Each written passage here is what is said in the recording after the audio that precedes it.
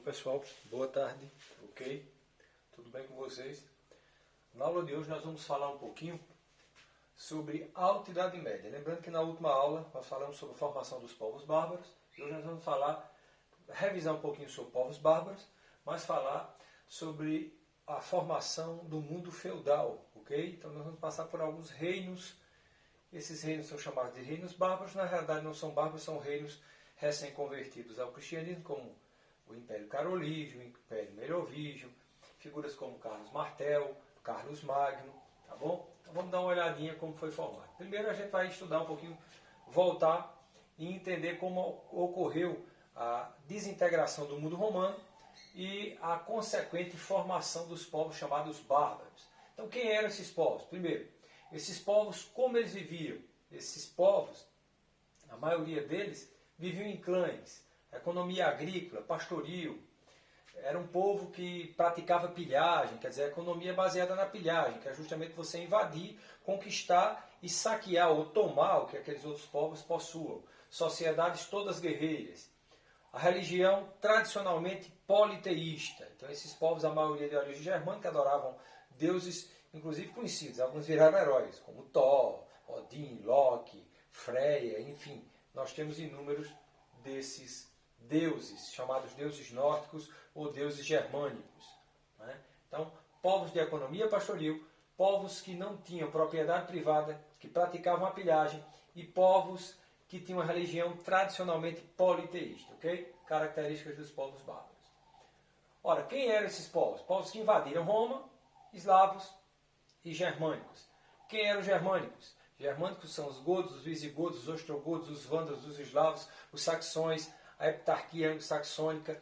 Quem são os eslavos? São os tchecos, os bósnios, os herzegovinos, os montenegrinos, os croatas, os sérvios. Enfim, é um bando de povos, não precisa decorar, isso deixa para o professor de história que é quem resolve o problema. Povos bárbaros e os romanos. Os primeiros contatos desses povos bárbaros nós temos início no século I. E assumiram várias funções de proteção do Império com o passar do tempo. No século IV, os bárbaros se deslocaram em massa para os territórios do Império Romano, e aí é onde começa, né? Algumas características, fatores que explicam a migração. Aumento demográfico, então esse povo aumentou significativamente o tamanho, a quantidade, atração pelos ricos territórios romanos, que Roma era o centro do mundo ocidental e também o centro da riqueza. Ataque dos hunos, povo de origem mongólica, né, que os chamados povos de origem mongólica são os chamados hunos, ou tártaros mongóis, que são os hunos, os búlgaros e os húngaros. Ok? Então nós vamos falar um pouquinho desses povos também. Aqui nós temos os povos bárbaros e os romanos. Olha só, mapinha da Europa, para você entender, e também um pouco da África e Ásia, para você saber de onde vieram esses povos.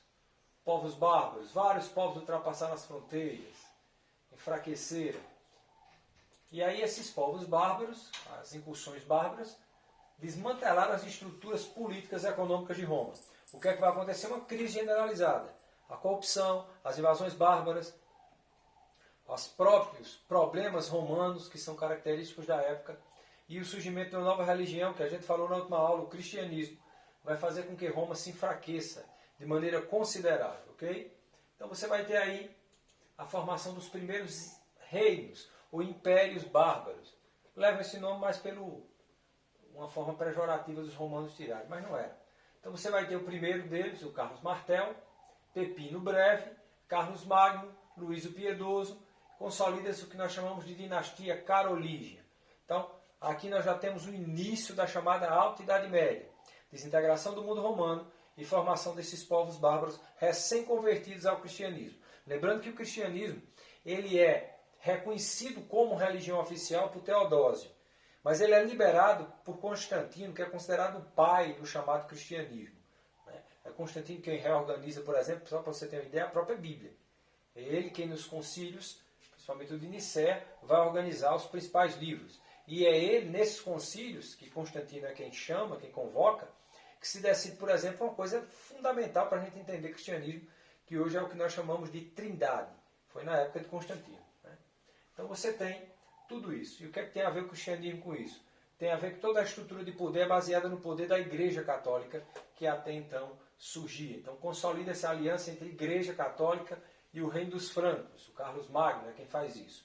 Coroado rei do Sacro Império Germânico, né, em 800 pelo Papa Leão. Então a partir daí todos os papas, que são os líderes máximos da Igreja Católica, passam também, né, o que a gente chama de césaropapismo, onde o César, no caso lá no Império de Constantinopla, vai ter o César e o poder a mesma coisa. Aqui vai haver uma divisão pequena, mas só para você entender, o reino, ou o rei, o imperador, era coroado pela igreja. Então havia um pacto entre a Igreja Católica e os reinados que surgiram. Tá?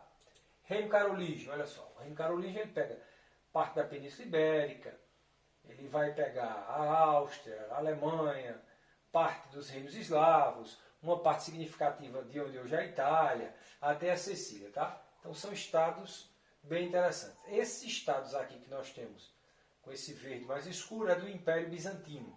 Lembrando que Roma vai ser dividida em dois reinos.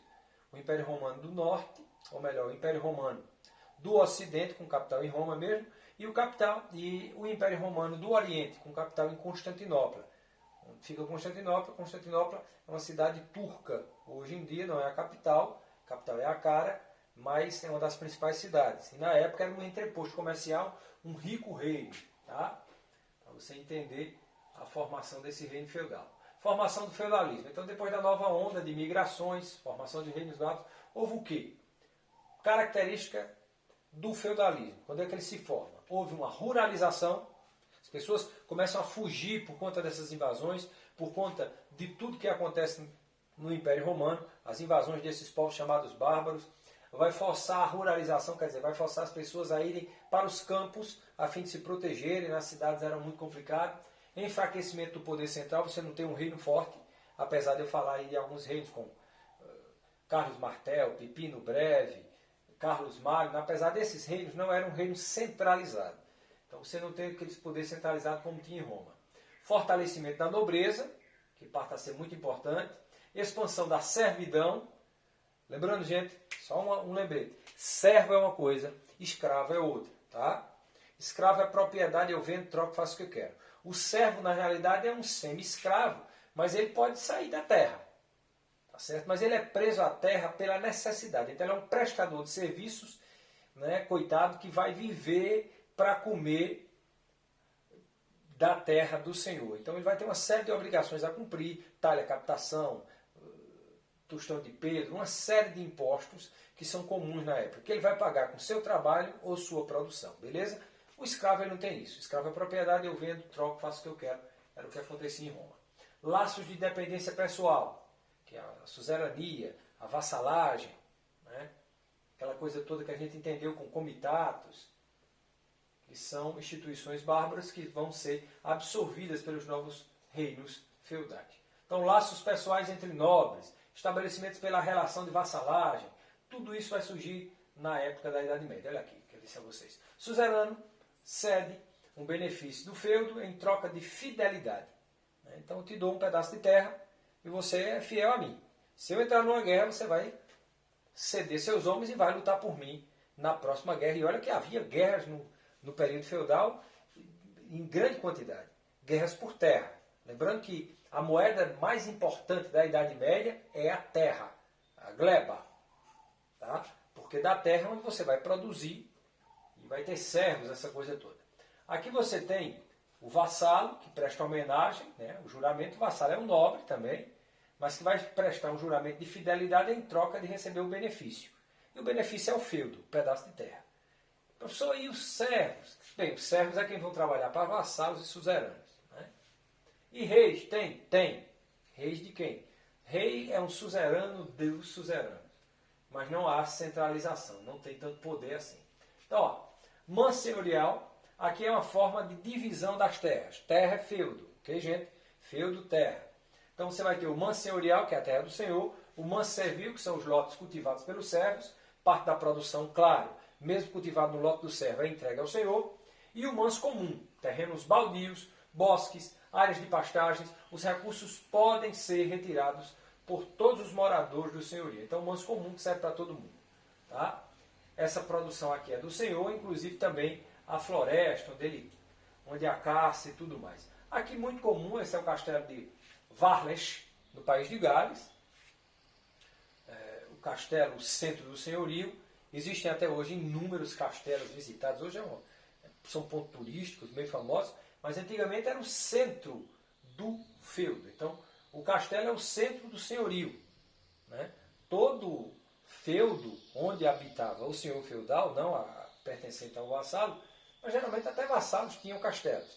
O que era o castelo? Na realidade era uma fortaleza, onde você fugia daquele invasor, daqueles povos, ou de um senhor feudal que iria dominar a sua terra. Tá? Então é uma época de muitas guerras por terras. O que mais? Feudalismo, sociedade feudal. Dividia-se basicamente na nobreza e no campesinato. Então você vai ter nobreza, campesinato e o clero. Clero, nobreza e campesinato. Quem é o clero? Igreja. Quem é a nobreza? Os ricos, os proprietários de terra. Lembrando que praticamente não havia moeda nessa época. Nós estamos falando da Alta Idade Média. Mas quem era o dono da terra era o senhor. E ele mandava em tudo. Pelas leis que tinham. Pela obrigação de fidelidade que um fazia ao outro. Né? Então esses traços de fidelidade, de troca, de honradez, né? Pode parecer estranho para os dias de hoje, mas eram muito comuns na Idade Média. Tá? Muito comuns. Então os documentos assinados eram isso. Claro, uma sociedade, lembrando que a sociedade feudal é excludente, é uma sociedade onde você vai ter inúmeras dificuldades de mobilidade social, praticamente nenhuma, a sociedade dividida em estamentos sociais, sem mobilidade social, ok? Então, vamos lá. Sociedade sem mobilidade, a visão da igreja, ou a visão correspondia à visão de Deus, inclusive São Tomás de Aquino nos dizia, uns nasceram para orar, outros para lutar, outros para trabalhar. Predestinação desses caras, tá? A estrutura social era rígida, hierárquica, dada pelo nascimento e com pequena possibilidade. Economia, agricultura, era a base de sustentação da economia feudal.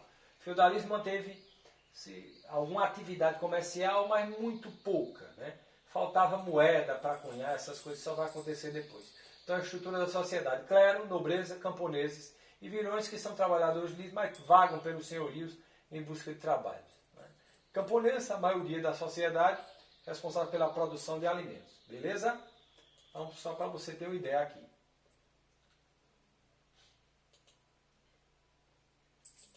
Organização do senhorio. Então, o que foi que a gente estudou? Alta Idade Média, características dessa Idade Média, tá?